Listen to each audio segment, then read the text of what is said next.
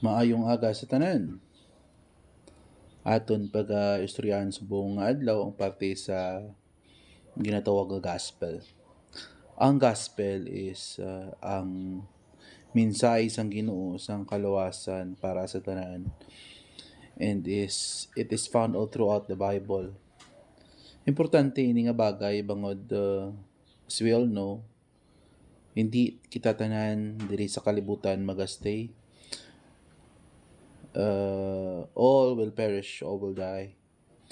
And isa ka butang nga dapat naton siguraduhon is paano bala ikaw makasiguro nga magabot ang adlaw ang kung madula man kita diri sa kalibutan, we will be in God's presence. No, masabat ini sang ginatawag naton nga gospel. Ang gospel sang Ginoo is mensahe sa kaluwasan.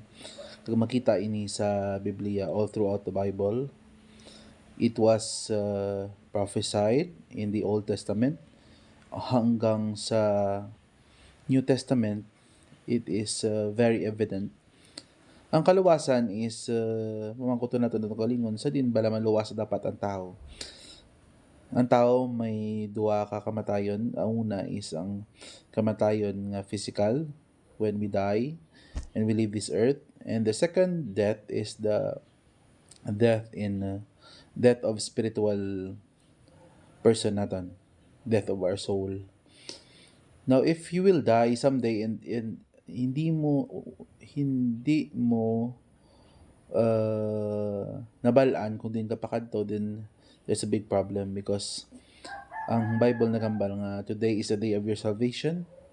So ang Bible nagapasiguro nga ang tao maluwas gid once himuon yang isa ka butang, which is very important. That is believing through faith by grace of God. Nabutang sa Biblia nga, for by grace are ye saved through faith, not of your works, lest anyone should boast. Kung sa Ilonggo pa, bangod sa grasya sang Ginoo naluwas kita, hindi bangod sa aton nga mga binuhatan, para wala si may magpabugal. Napaka-importante ini sang mensahe nga ini, bangod it builds the foundation of our belief system na makadeterminar sang imong final destination someday. It speaks na ang pagkaluwasan gali isang tao hindi bangod sa binuhatan, kundi bangod sa grasya sang Ginoo. And ginhimo ini sang Ginoo nga bangod sa grasya, bangod sa pagtuo, it's because nga ang tao hindi gid makasunod sang lahi. Kung basihan naton ang lahi, the law of good works, ang tao hindi gid makasunod. It was proven in the past, and the past history, the Bible, the time of Jesus Christ, and until now, man cannot obey the law. And if that will be the basis of salvation, kung mangin amo niyang basihan sang kaluwasan, wala gid sing may maluwas. Halimbawa, kung sino bala sa ato nakakompleto sang pulo nga sugo, because righteous deeds would mean that you have obeyed the law. Now, if you break the law, then you're doomed. You're dead. And you will violate the law of God when you don't deserve heaven. Sino bala nakakompleto sa 10 Commandments? Halimbawa, thou shall not kill. Sabi sa Bible, huwag kang papatay. Makambal ka siguro, wala man kung naging patay. But, the moment you think in your mind, akig sa isa ka tao, gusto mo sapat yun, amo man nagyapon. Kambal sa Bible, thou shall not covet thy neighbor's wife. Mambal ka, wala mo kaya ng agaw sang asawa sang iba. Pero, nilapantasyan mo ang asawa sang iba, amo man nagyapon. Or, mambal kita nga remember the Sabbath. Sino bala sa ito nakakumpleto sa pagsimba? Wala ka absent? Aber. Kamo na yung realidad that no one can obey the law. And that is the reason why that kung law ang basihan, the law, the righteous deeds of man will really fail 100%. Sure. Even I. No one is perfect. No one can obey the law 100%. The problem with that is consistency. Hindi mo kaya, okay, manging maayong tao, kasubong. Pero subuas, hindi ka sigurado. One time sa kabuhi mo, makasala ka gid. And kung amo na siya mangin basis mong righteous deeds para maluwas ka, lagid. What is the hope of man then?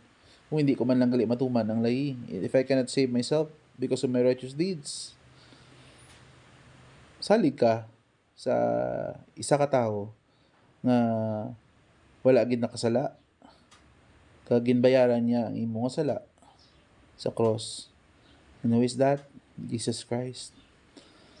Now, putting your trust in Him, believing na kahit magkamali ka man, bumalik ka lang sa Kanya. Ask forgiveness and repent from your sin. Ganun lang. Ganun na lang kasimple yung salvation na inoffer ni Jesus Christ. Wala na rin namang walang righteous deeds na makakapagligtas sa iyo. Baga yung main source of your salvation is faith. Sabi sa Bible, the righteous shall live by faith. So, hindi dahil sa gawa mo, madideclare kang righteous, but it's because of your faith. Believing on the Lord Jesus Christ, and that despite of your weakness, despite of your failures, despite of everything that you might commit, the sin that you might commit in the past, present, and future are forgiven. Just trust in it. Jesus bore every sins that you might commit and repent from it and come back every time you fall. That's the most important thing. Faith in God. That will save us, not our righteous deeds. Because if you'll trust in your righteous deeds, then you will really fail. You will really fail. Because the Bible says, no one is righteous, no, not one. Inulit niya pa. No one is righteous, no, not one. Walang kahit isa. So, if you're burdened with works and with righteous deeds, matagal ka nang naghihirap to reach the presence of God, these are just struggles na nilagay mo sa self mo. Don't burden yourself.